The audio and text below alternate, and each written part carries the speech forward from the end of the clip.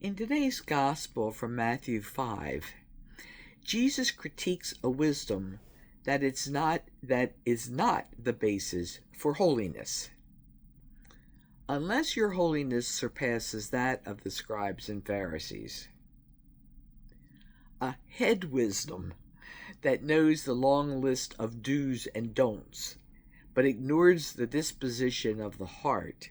As Jesus said, yet it is from the heart that sin comes, not from external non-compliance.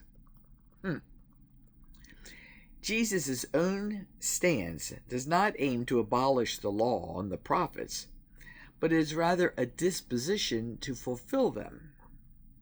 And he applies this disposition to three particular instances by saying, "You have heard, ... but I say, ... First instance, you shall not kill.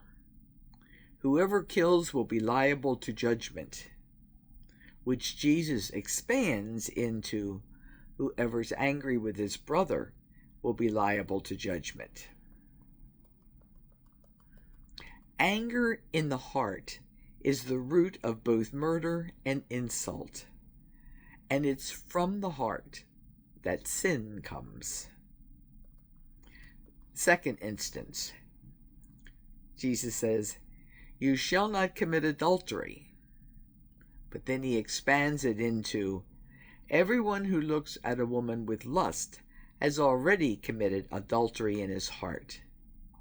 Because lustful desires come from the heart, and it is from the heart that sin comes. In the third instance, in today's gospel, do not take a false oath, which Jesus expands into do not swear at all. Swearing is prompted by mistrust, a mistrust that lies in the heart, and it's from the heart that sin comes. The one specific injunction about being reconciled may have made more sense in the religious scene of that time, when one could perhaps walk away from the sacrifice and return later. But the letter of it is clearly impractical for our own religious and liturgical scene. If, for example, the presider at the Eucharist is praying the offertory prayers and remember that someone has something against him, he's not going to leave the altar, perhaps even the church, to go and be reconciled with that person before he returns to the altar. If people in the congregation were to do likewise, I could be looking at empty pews.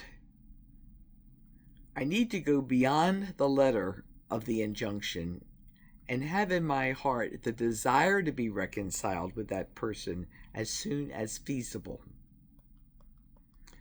Just as it is from the heart that sin comes, so it is from the heart that the move toward reconciliation comes.